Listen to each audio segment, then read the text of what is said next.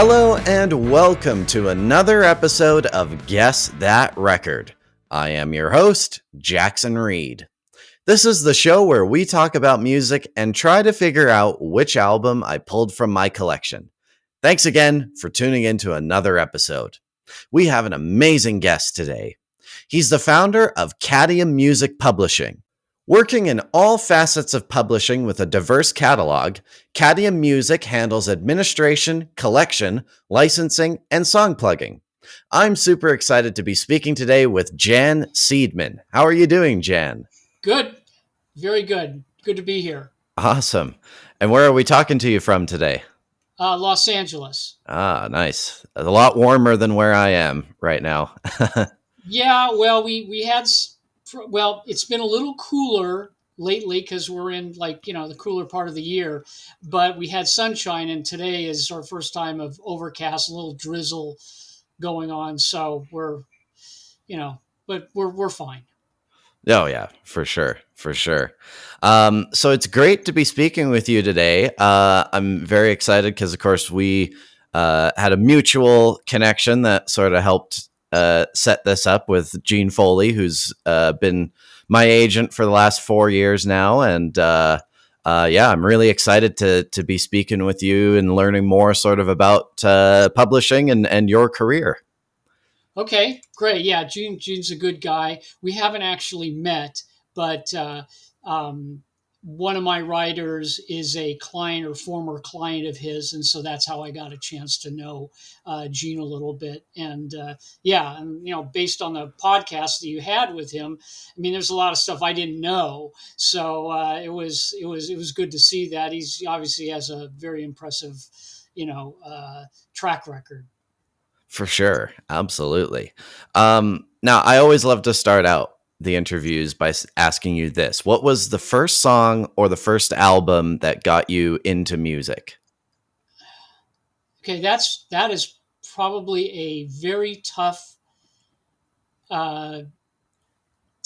tough question because I never thought of that. I would have to say, wow, it's probably, I'm trying to, gosh, you got me on that one. I would probably say it was a Steely Dan record. I mean, I'm older than the hills, so which one? I don't know.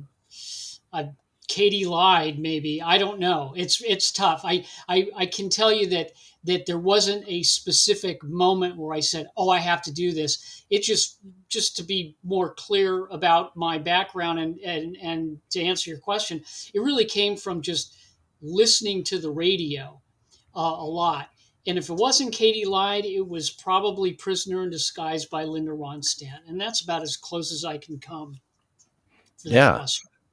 Yeah, for sure. Kind of funny you bring up Steely Dan because, of course, last week I was interviewing Barry Danielian from Bruce Springsteen's band. They were playing a show up here in Calgary, so we did a little interview before the show, and we talked a lot about Steely Dan actually. So that was kind of nice that you're a fan too. Oh yeah, yeah. I love Steely Dan, and of course there are plenty of people that frown upon Steely Dan because they don't consider them a really like a legitimate act, et cetera, and they didn't play live for a period of years, et cetera. But you can't argue with the songwriting. And those guys, they put it together. It was unconventional. Their lyrics were, I mean, downright inspiring in the way that they just looked at life, which was through maybe a little bit of a warped prism, but it worked. Mm-hmm. So your guest, and I already have forgotten his name, what was his connection to Steely Dan? Well, it was the record we had him guess. So I pulled out Gaucho on him because he mentioned to me that he was a fan of the band, and yeah, I mean, of course, Barry's he's a real jazz guy at heart, right. Really. So I think and Steely Dan obviously has a lot of great horn playing in their music. So yeah, it was a good discussion. Yeah. Okay. That's good. Yeah. The thing about Steely Dan is they were able to incorporate jazz in such a way that up to that point, if you didn't like jazz, you were still getting an appreciation and a certain like level of jazz through Steely Dan's music. I mean, everything they did, it was just, yeah, everything up, well, really through Gaucho. Those were the peak years. Great records. For sure. Absolutely. Now, kind of looking at your career, did you start out like as a musician, as a performer, or have you always kind of been more on the business side of things? Okay, well, full disclosure, I did play violin when I was a kid and did all chamber orchestras and all that sort of stuff up through like the beginning of high school, but that did not inspire me to be in the business. What inspired me really was I would listen to records, uh, and let's say by the time I got the record or heard the record, I would know the first single, but I would listen to the rest of the record, and I would think, oh, cuts 3, 5, and 9 or whatever. These songs are going to get on the radio too, and that's when I started to think, I like this. I think I could do something here. So that was kind of my pathway. That was the pathway really into the interest in the industry. Hmm. And was A&R kind of your first line of work that you did once you got into it? No, I actually started out in record promotion on a very low level. I had a friend who was dating a music producer who has since passed, sadly. His name was Ethan James. And before he changed his name, his legal name was Ralph Kellogg, and he was in a band called in the '60s called Blue Cheer. So anyway, he became a record producer. He was dating a friend of mine, and they decided that they wanted to make a record. And so they just sort of, created a record label and did all this stuff. And at that time, I was chomping at the bit to get into the business. And so basically, before she could finish her sentence, I said, "Yeah, I'll be glad to promote your record for free. No problem. Let me get involved." So I started in promotion, and through Ethan's studio, which is called Radio Tokyo, this is years ago, bands would come in, and a lot of them would say, "Yeah, we need to promote it," and he would say, "Okay, well, I know a guy around the corner. You may want to talk to him." And because of Ethan and my friend at the time, Lisa, you know, they basically helped me build my business as far as promotion. But eventually, I just was losing interest, and that's when I went to get a job at EMI Music. Hmm. And the cool thing with when I was sort of doing my research for this was that, you ended up discovering or helping to discover quite a few successful bands like, over the course of your career doing that, like Stone Temple Pilots and Nickelback. So I guess, starting off with Stone Temple Pilots, how did you sort of get involved with them? Okay, so I could give you the really long story, which is quite entertaining, but I'll try and edit it. But it's still long. When I was at EMI Music, I unfortunately was hired by, we'll call it old regime. And the person, by the way, who hired me was a Canadian named Michael McCarty. I don't know if you know that name, but he's quite a name in the industry. So um, I was sort of frowned upon because I was not part of the new regime. So they had it in their head that, oh, let's entertain this guy, let's humor him, let's give him some music and see what happens. And they, what happened was the band at the time was called Mighty Joe Young, and the band was managed at the time by a guy named Steve Stewart. And this is a very funny story, but Steve Stewart worked for George Hinojosa. George Hinojosa managed Ice-T at the time. George Hinojosa's sister was the assistant of the head of the office in EMI the company I worked for. So I believe what happened was the assistant tried to get the head of the office's attention and say, my there's a guy who works for my brother, et cetera, et cetera, and here's some more music. And the head of the office says, we don't listen to quote unquote unsolicited material. So she comes by my desk and she says, in a sort of a tone, sort of like, we don't listen to unsolicited material. And at the time, I didn't know what the connection was at all. So we got this. And if you want to listen to it, you can do whatever you want with it, whatever. And then she moved on. And of course, one of the things I do to this day is I listen to a lot of music. So I listened to it, and it turned out I thought it was pretty good. So I contacted Steve and I said, hey, I can't get things signed here necessarily because I'm just starting here, et cetera, et cetera. And then, of course, he filled me in as to who all the players were, which was eye opening to me at the time. And I said, but I think you guys are great, and I will do everything I can to bring to bring some attention to the band in hopes that we can get the band signed. They didn't have a record deal, and it was basically a local LA band that no one knew about. So I just kept going to the shows, and I kept telling Mike McCarty, I said, you, Mike, have the power to sign. Mike, he has a track record as well. He basically got Wilson Phillips their deal, and he's done a whole bunch of stuff. And I said, you need to pay attention to this. And I was all over him. I mean, I was probably borderline annoying, but I just knew these guys had songs. And so long story short, um, Mike got on board with the band as well, and he did his best to get the office's attention.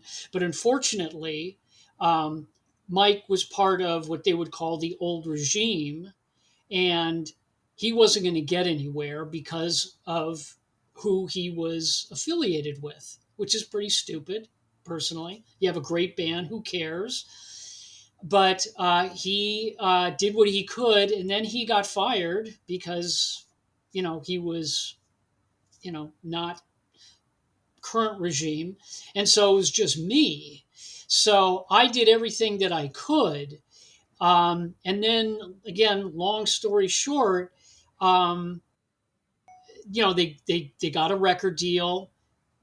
The label just would make the company EMI just would make excuses. Well, we don't really care. We have to hear the song, the first single. Now we have to see the video. Blah blah blah. So it comes to a point where now that the record is out and it's getting airplay, it started to move up what they called, it's not in with Billboard anymore, called heat seekers, which is basically a chart.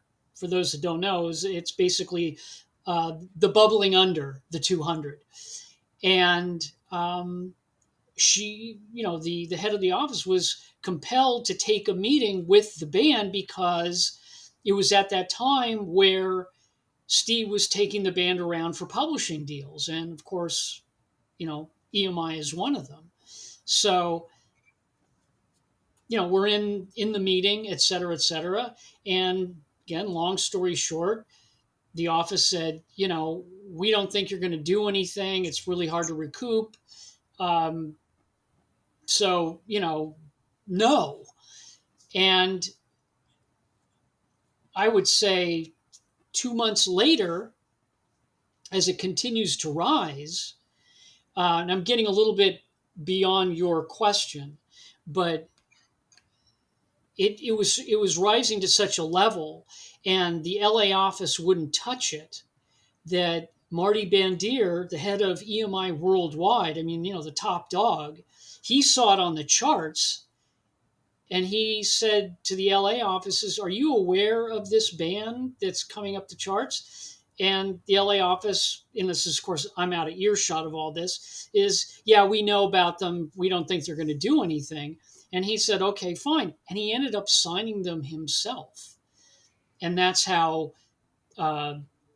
STP, which they became, months later, got signed to EMI. So I can't say I signed the band or it was necessarily me that did it, but I was the one who was telling the label, telling EMI months and months ahead of time, these guys have the goods, you need to sign them. And of course, they signed them, but for a lot more money than had they signed them when I told them, you should give them a little advance now. Hmm. Anyway, so that's kind of the story. You got more than you bought, you asked for, but that's kind of the story. Right. Yeah. It is interesting. Like, I have heard stories like that of, a band that had a champion at the label and then that champion is let go. And then they're kind of, the label's sort of like, well, I don't know what to do with this band. So that's kind of interesting that it was sort of that scenario. It happens. It has happened. It's common. There are other stories like my story with STP. It's not unique, but unfortunately, the music business has people who are more concerned about their stature, ego, who's right and who's wrong, what are the better chances of holding on to your job, et cetera, instead of let's be a team, let's focus on signing the best talent. Hmm. And so, yeah, you're not off by saying that you've heard these stories before, because there are multiple stories like them. This episode of Guess That Record is sponsored by Marvel Marketing.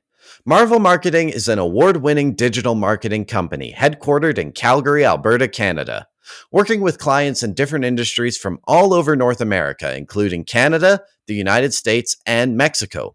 Marvel Marketing services include website design and development, website maintenance, search engine optimization, public relations services, and social media management, amongst others. To find out more, visit marvelmarketing.ca. This episode of Guess That Record is sponsored by Guitarworks. One of Canada's top independent music stores for over 30 years, Guitarworks carries a huge selection of musical instruments from the biggest brands in music, including Gibson, Fender, Martin, Yamaha, and Paul Reed Smith. Visit any of their 3 Calgary locations or shop online at guitarworks.ca and join the Guitar Perks program to earn money back with every purchase. Guitarworks, your total guitar store. This episode of Guess That Record is also sponsored by Recordland, home to the largest selection of music in Canada. Buy, sell, and trade tapes, CDs, and vinyl. Located in Calgary's Inglewood neighborhood on 9th Avenue Southeast, visit them in person or on Instagram at Recordland Calgary.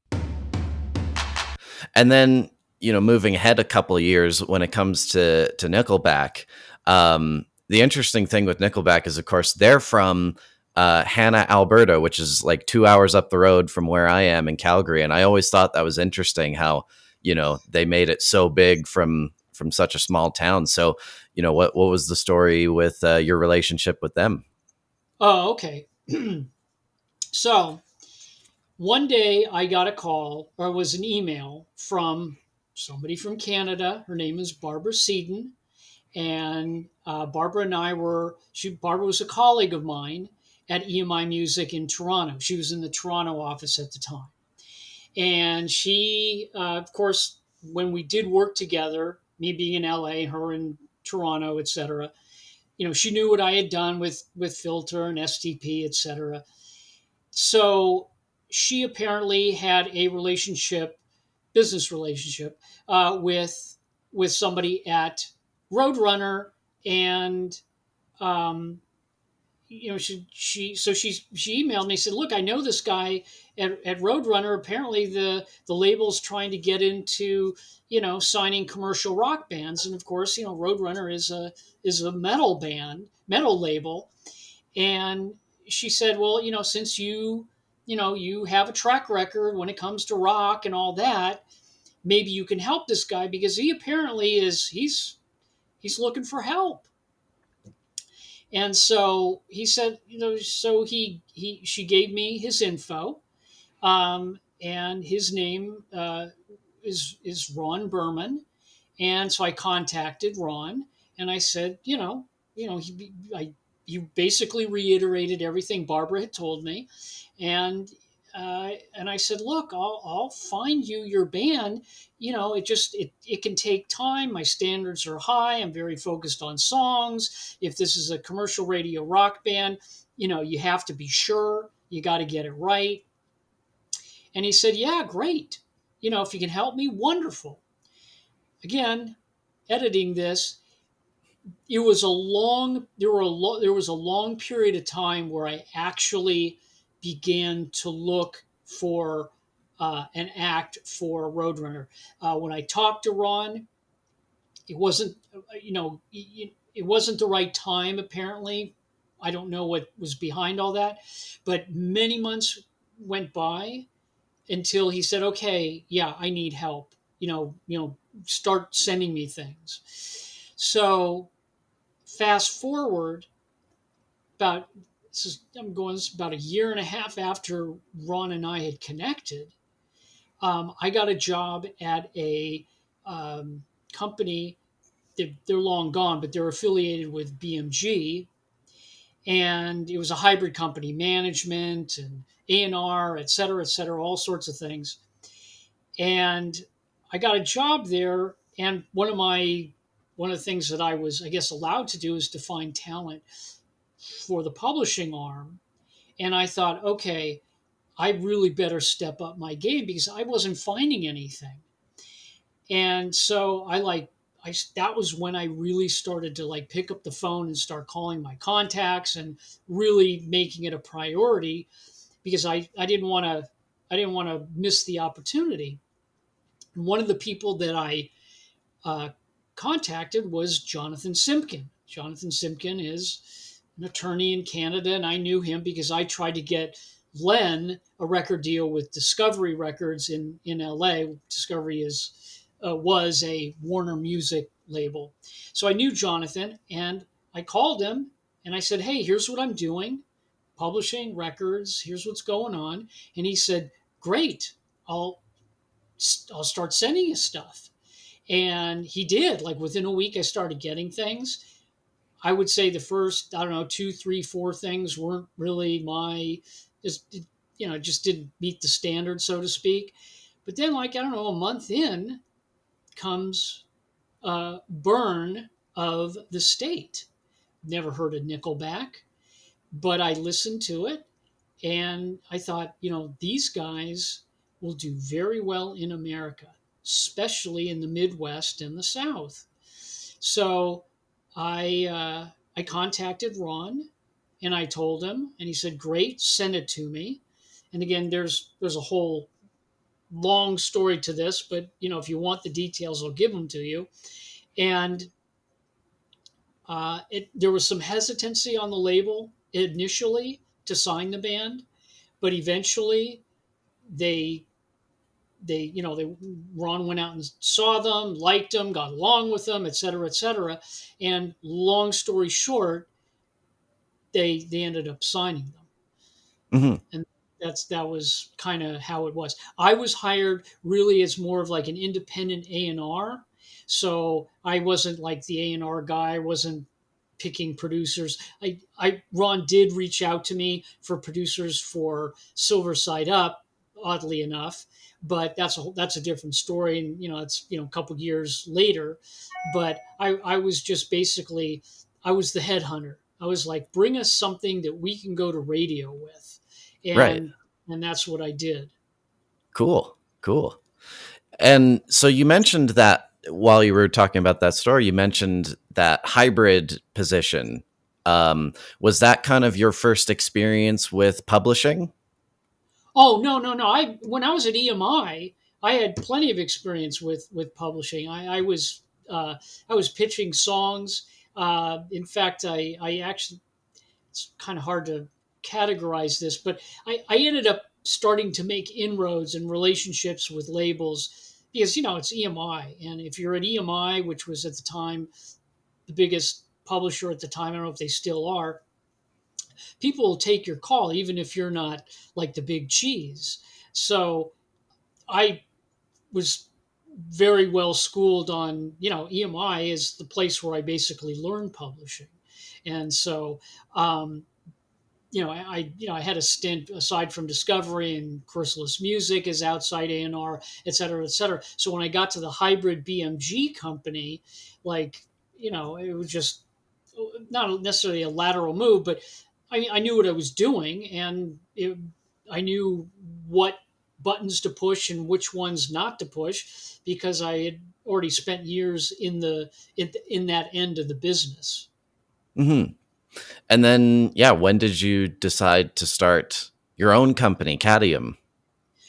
Um, so let's see. I left EMI in 94. Then, there was Warner Music Group, Chrysalis, and then let's see what. Then there was the BMG company, and then yeah, in 2002, um, what happened was I came across. You're gonna think like I'm secretly like some like I'm actually Canadian, but I got a I got a call or an email or communication by someone by the name of Eric Anderson, one of the nicest guys in the music business. And I knew him. I think I met him through Barbara. And he said, "Hey, I'm managing this girl. Her name was Shondar Gray, and I want to send this to you. Maybe you can help me get this girl a record deal." And so he sent me the stuff, and it was good. The songs were really good, but the sound was at the time, the business, at least in the US, was moving away from Christina Aguilera and Britney and all of that. And I said, "Man, everybody is like down on stuff like this here. I can't help you. Great songs, great production, but I can't help you." Then I asked him, I said, "But did she write the songs?" And he said, "No, no, the Churkos wrote the songs." And I said, "Who are the Churkos?" So he gets me up to speed, and there's Kevin, and Kevin was working with Mud at the time, et cetera, et cetera. And I at the time, at the time of the hybrid company, it was already going through some changes, and I had sort of hit a ceiling there, and I come across Kevin, and I thought I would love to get him signed to the company, but the company was not interested. And I decided, you have to realize I have heard the word no as, just a lot for other acts that have gone on to bigger and better things, etc. And I had just reached a point, and I said, I'm not letting this guy go. I know this guy has potential, regardless of the fact that he was in Mutt's camp, which is it's a pretty good indicator the guy's going to go somewhere. Because when you're in Mutt's camp and you go through his, as an engineer, most of them, they come out and they become successful producers or whatever. And I said, I'm not letting this go. And so it was right there that I said, I got to start my own company. And while Kevin was not my initial signing, he was the reason that I decided to, you know, break out on my own. I had a partner at the time, et cetera, et cetera. And of course, it worked out great.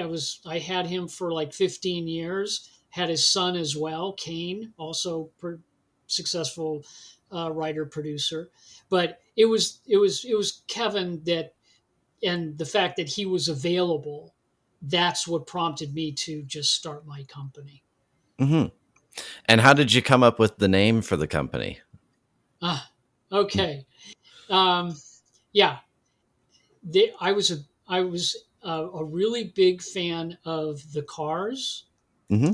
and there is a song where the lyric is she's driving around in her Cadium car. And Rick Ocasek, the writer on that song, I'm I have no doubt, he probably knew the real word was cadmium, which is an element in making a battery, but for music's sake, he called it Cadium. And it wasn't my first choice because all the first, second, whatever choices for the company, were striking out. And so I thought, well, I've always liked the cars. I always liked that line.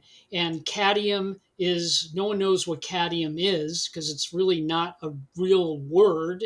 And so I went with that. So that way I wouldn't have to be told that somebody else had it.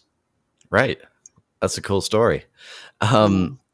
And for anyone who's listening that like isn't sort of familiar with like what publishing even is in music, I was thinking it'd be great if you could sort of share, what a publishing company does and all of that.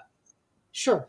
Okay. So, first of all, before I go into it, for those who don't understand publishing or frustrated by publishing or the terms in publishing, I feel you. It's um, if you're not initiated and you don't have the backstory, it can be very confusing. And I have explained publishing to some very, very smart people who are way smarter than me, and I have to hold them by the hand because it's just hard for them to grasp what publishing is. So, um, without going into all that, when you hear the word publishing, most people think books, physical books, or something where there's ink on paper. That's publishing. So when you say music publishing, they don't get that unless you're talking about sheet music, which I'm going to get to in a minute. So it can be confusing. So there are four revenue streams in songwriting or publishing. There is the aforementioned sheet music, which makes the least amount of money of the four. There's what they call mechanical royalties, which is streams, downloads, vinyl, cassettes, all the stuff of where you make a purchase, so to speak. Performances, which is where um, SOCAN, ASCAP, BMI, or wherever you're from, the performing rights organizations that track airplay. So you make money there. And, sync licensing. And that's negotiable. That can be 0 to infinity as far as what that fee would be if you wanted to, let's say you're a TV show and you wanted to license someone's song. So um, those are the four revenue streams. But I also want to just clarify, um, when I say mechanicals, the reason they're called mechanicals instead of record royalties is back in the day before phonographs came into the picture, there were there was something called the mechanical piano, and this is long before we were around. But you walked into a tavern, a saloon, or whatever, and you put a nickel or whatever into the mechanical piano, and whatever song it was you punched up. It was basically the precursor to jukeboxes. So that name stuck. So when people hear mechanical, they think, they're thinking, automotive gears. They don't understand what is that mechanical. I don't get that. So that's what that is. Performances, again, that's basically airplay. Yeah. So those are the basics for what they are. I don't know if you want to get into splits and rates, etc. But whatever you want to know, I can probably explain it. Yeah, I mean that would be good because I mean I think like it is sort of a lot of people do sort of know like yeah you buy an album and somehow the artist or who somebody's getting a cut from that, so you know how does that get all split up? Okay. So, all right. So I'll go to the very beginning. And if I'm being long-winded, just tell me to step it up. Okay, so let's say you're Sabrina Carpenter and you have come across a really, really good song. You like it, you want to record it, but it's not your song. It's not Sabrina's, it's somebody else's, somebody she doesn't even know. Let's keep it simple and say it's one writer, could be anybody. So, what she does is she tells the record company, I'm going to cover this song. I want to do this song, whether you've heard the song or not. It may be an unknown song also. Um, and what happens is when the music is released, a license goes out to the publisher and or the writer of that song that says, hey, Sabrina Carpenter has, and we'll try and keep this really simple with purchases, it's easier than streaming. um, so let's say, she has a song and it's on a CD. The label will create a license, what they call a mechanical license, and they will go to the publisher of the writer or the writer, him or herself, and they will say, um, we covered this song and this, okay, um, and we will report to you at the appropriate time. When money comes in, we will tell you what has been made. And so it's really a paperwork issue. So whatever the numbers are in a certain quarter or biannually, they put a statement together and then they report that to the publisher and follow up with a payment. That's basically how something on a record, when you're a writer, money goes into your pocket. Right. Perfect. And, sort of looking at Cadium as a whole, what do you think makes it different than other publishing companies? Um, I can't really say exactly because I don't know all the competition or anything like that. I will tell you what seems to set me apart from some publishers. First of all, it's just me. I mean, I've had interns along the way, but pretty much it's me. My partner moved on, so I do everything.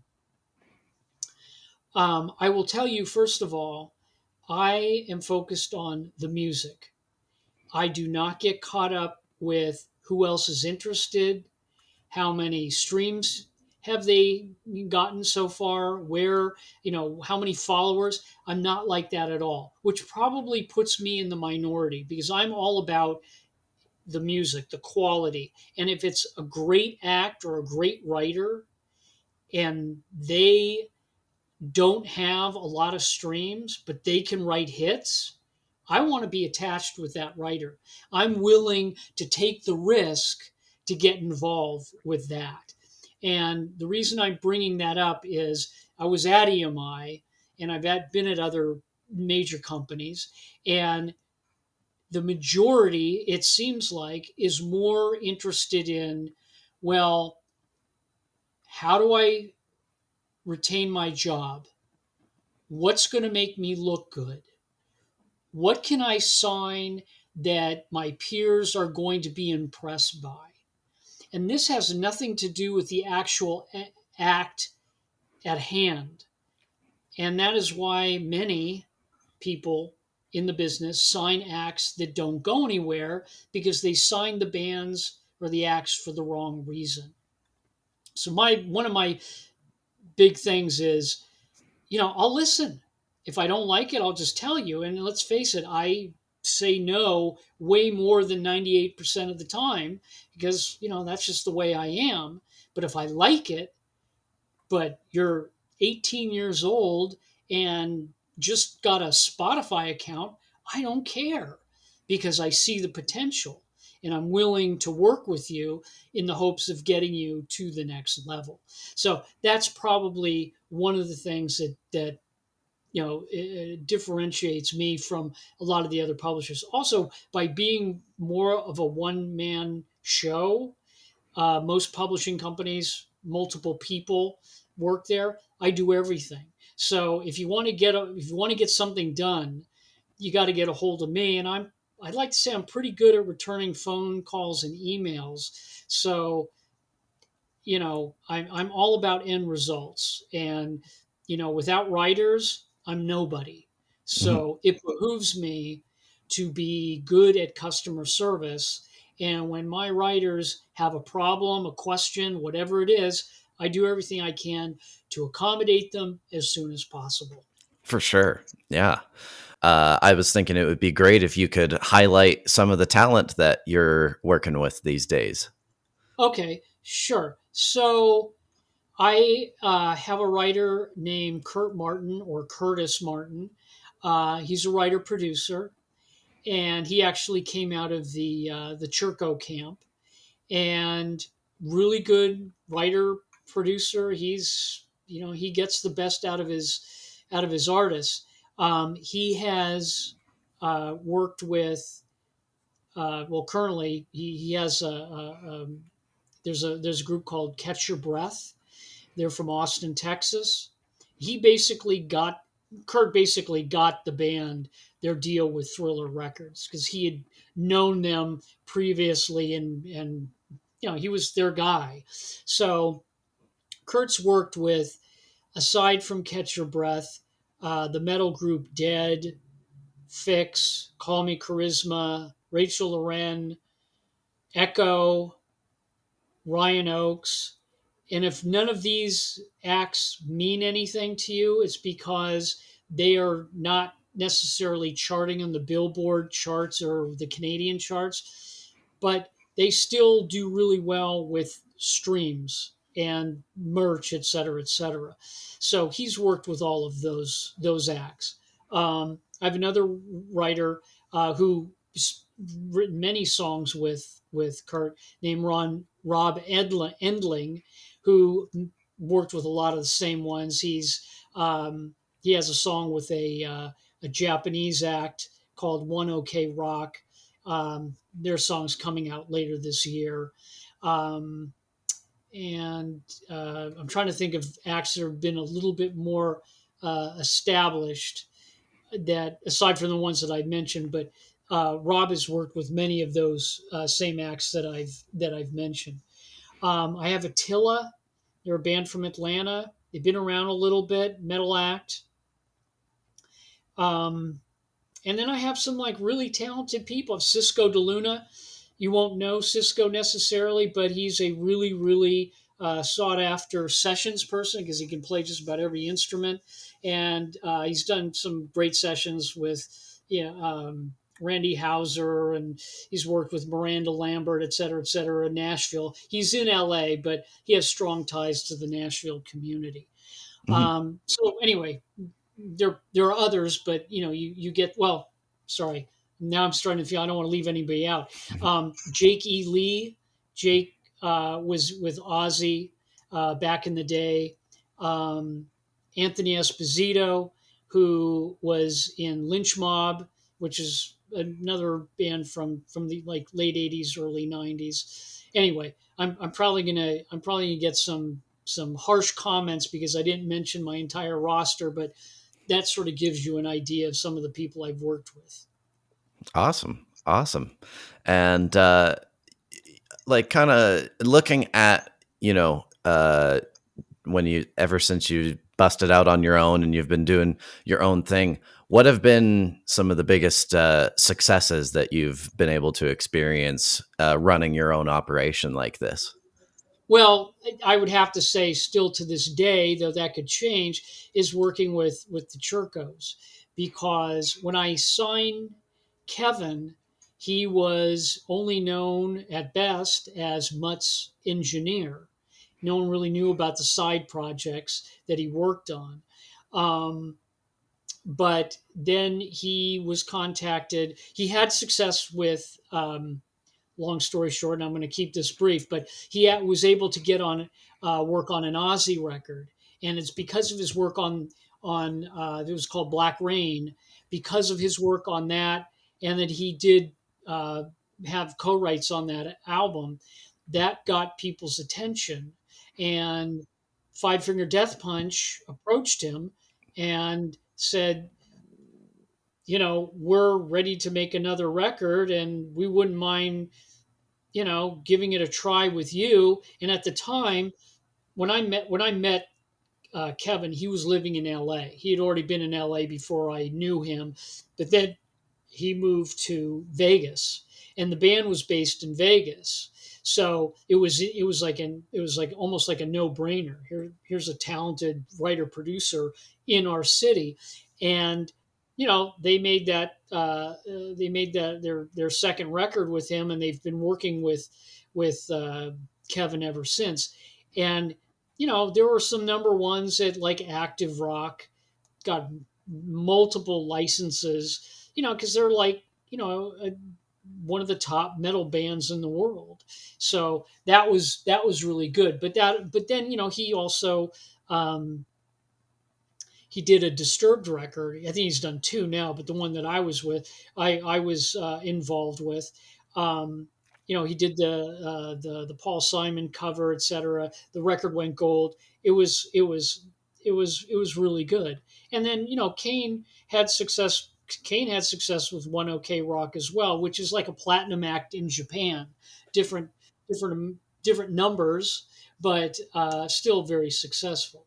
So those are some of them. But I would say, beyond the Churkos, I would say Kurt has been really productive because he's really good at getting the best out of many groups, and labels and acts approach him. And so, um, we have he has a song on the Catch Your Breath record called Dial Tone, which is essentially gold. It hasn't been announced yet, but there are over like 82 million streams just on Spotify alone. So apparently, we haven't gotten the word, but uh, I think there's more to come. He also he co-wrote and produced that Catch Your Breath record, which also has another great song called "Good and Goodbye," which is just came out recently. But hopefully, good things will come from that as well. For sure. And just to kind of wrap things up, what we're heading into the new year. What's up next for you in the future here? Well, most likely it's still going to be Good and Goodbye.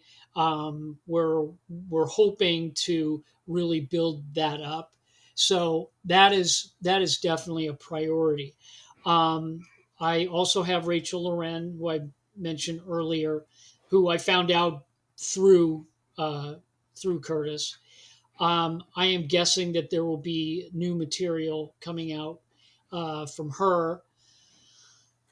And I'm trying to think of things that I can actually talk about. Um,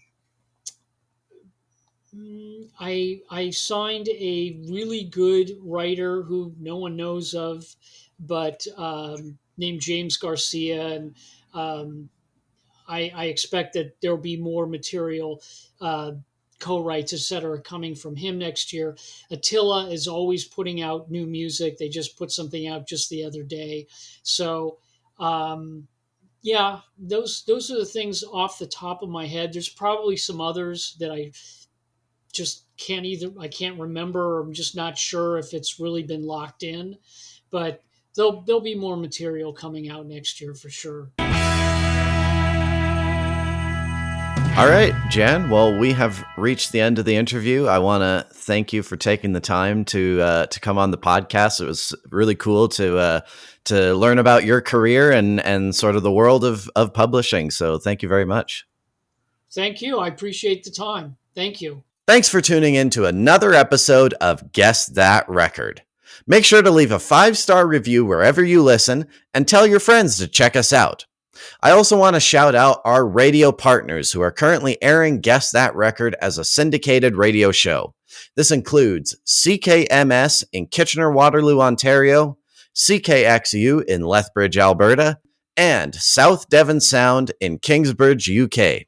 If you're in those markets, be sure to tune in to hear Guess That Record on the radio. If you're with a radio station and you'd like to add Guess That Record to your programming, send us an email at guessthatrecordpodcast@gmail.com. We'd also appreciate it if you follow us on Instagram and TikTok, where our username is @GuessThatRecord.